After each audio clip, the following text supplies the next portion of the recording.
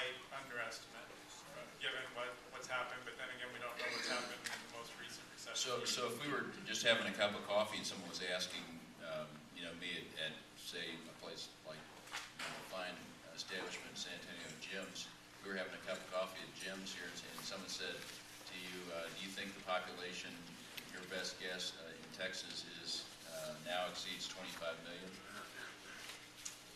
I'd be glad to have a cup of coffee with you at Jim's at any time or any member. But I would respond to that question. I have very little question, given what I've looked at with the data, that our population has exceeded 25 million. I would be surprised if it wasn't. If it wasn't over 25 million, I would be surprised at this point. Okay. And then if you took that further, thank you. And then if you took that further, so is the issue now for you and your peers, is the issue sort of fine tuning it, whether or not it's closer to 26 or closer to 25?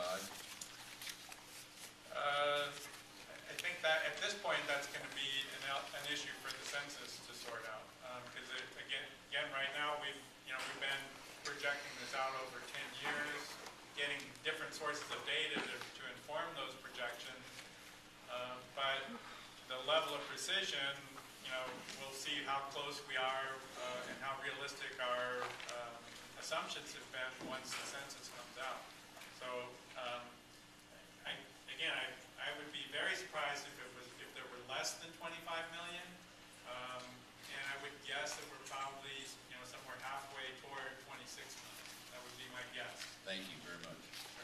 Thank you, Mr. Chairman.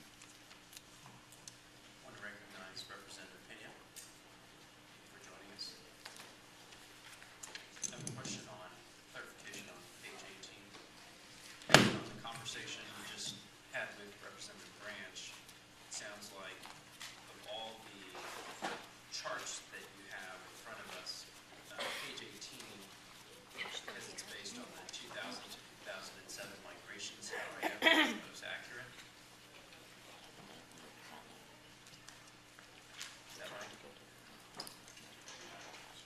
That would, given what I've just stated, yes. And again, the assumption there is we're applying these rates to different racial and ethnic groups. We're making certain assumptions that that's the best way to do it.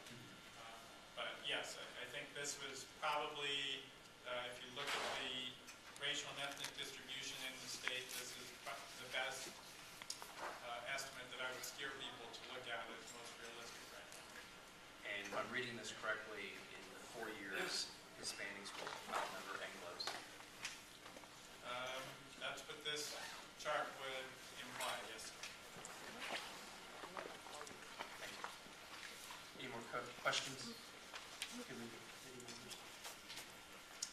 Thank you for your time. Thank you. And again, if any of you have any other questions, please feel free to direct them to our office. We want to be very responsive to your needs, and thank you all for your service, and appreciate your efforts to deal with this. Thank you. Our next witness is Carrie Bacon-Wells, Chairman of our Greater San Antonio Chamber of Commerce.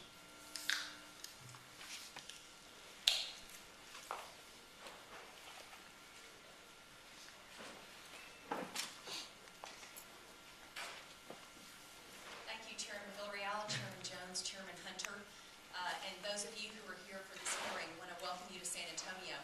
It was said earlier what a great city San Antonio is. Many of you know that because you live here.